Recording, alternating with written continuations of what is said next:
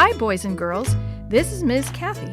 I'm so happy you've joined me today for another story just for you.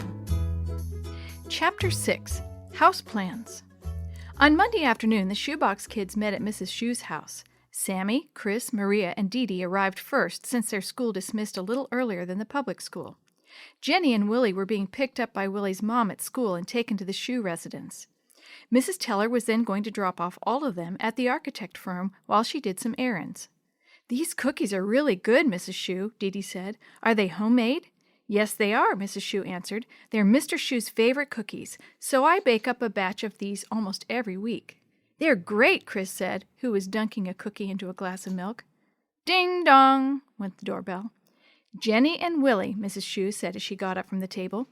A minute later, Jenny, Willie, and his mom joined the others in the kitchen for milk and cookies. They ate quickly, since they were all excited to get to the Smith & Bowers architect firm. Soon they were all loaded into the teller's van, buckled into safety belts, and on their way into town. They drove through the center of town and out to the old part of Mill Valley. Many of the town's original houses and businesses were located here. Before long, they pulled into a parking lot next to an old building. "Wow," Sammy said, "this place looks ancient." "It is," Mrs. Shue said. "The firm has been located in this same building ever since Mr. Smith's great-grandfather started the firm. He even designed and drew up the plans for the building." Once everyone was unloaded, Mrs. Teller got back in the van. "I'll be back in about an hour, okay?" she said. "That'll be fine," Mrs. Shue said. "Thanks." "Yeah, thanks, Mom," Willie said. The others yelled a thank you to Mrs. Teller, too. Then they filed into the waiting room of Smith & Bowers Architects. "We have an appointment to see Tom Smith," Mrs. Shue said to the receptionist, who picked up her phone. A few minutes later, Mr. Smith walked out. "Hello, everybody," he said. "Mrs. Shue has told me you're interested in some old house plans." The kids nodded. "Which one of you is so curious about the layout of the Chambers house?" "I am," Sammy answered. "Well," Mr. Smith said, "the Chambers house is very old. I think it was built for Mr. Chambers' grandparents. It looks to have been built in the 1870s or 1880s. It's a great old house, full of interesting angles and beautiful detail." He smiled. "But I'm running on about boring architectural stuff, aren't I? Follow me, and we'll see what we can find." Mrs. Shue and the kids followed Mr. Smith down the hallway to a room with an enormous window in the ceiling that let the sunshine into the room just like a light. Each side of the room was full of specially designed wooden drawers that pulled out from the wall. "This is where we keep the plans for buildings that we've designed," Mr. Smith said.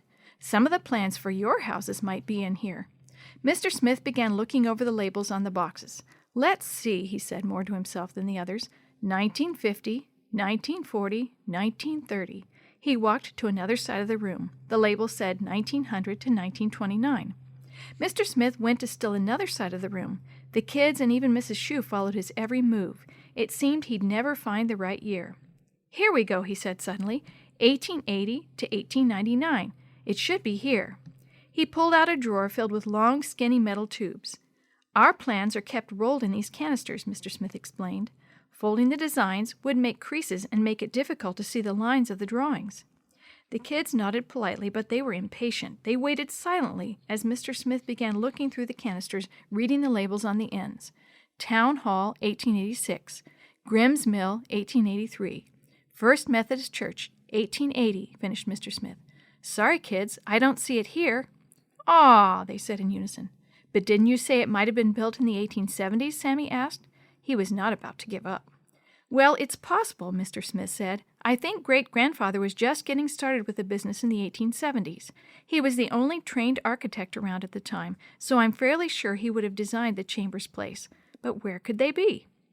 Mr. Smith stroked his chin for what seemed an eternity to the kids. "Hold on a minute," Mr. Smith said.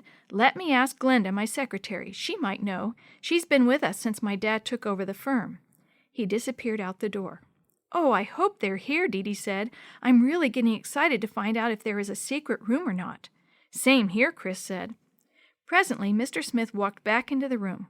"Glenda says there are some old canisters in the basement. She went to get them." A few minutes later, she dropped off 2 metal cans. "Looks like the labels have fallen off," Mr. Smith said as he pried off the cap on the end of a can. He pulled out a rolled-up paper and took it to the large table in the middle of the room. As he began to unroll the paper, the kids and Mrs. Shue gathered around. The unrolled paper revealed a drawing of a large building. At the top it said, Town Library, 1878. Oh, these are the plans to the first town library. It was torn down in the 1960s, I think. Then we designed the new one and built on the same spot. He rolled the plans up and placed them back in the canister. He picked up the other one. The kids could hardly control themselves. Sammy fidgeted nervously. This is our last shot, kids, Mr. Smith said as he popped off the top. As he unrolled the papers, Sammy gasped. At the top of the paper it said, Plans for the Chambers House, 1875. Well, what do you know? Mr. Smith said. He placed paperweights on the four corners to hold open the drawings of the Chambers house.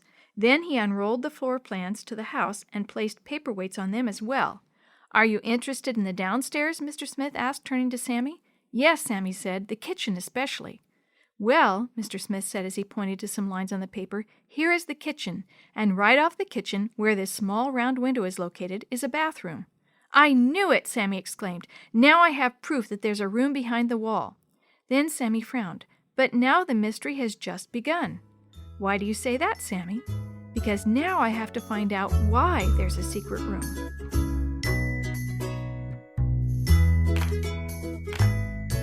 The story you have heard today is a chapter of the Shoebox Kids, Book 9, The Secret of the Hidden Room, written by Nancy Speck, edited and created by Jerry D. Thomas, and used with permission from the Pacific Press Publishing Association.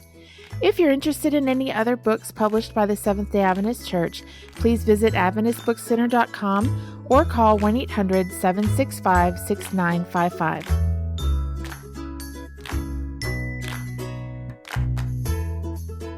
This podcast is a production of the Carolina Conference of the Seventh-day Adventist Church.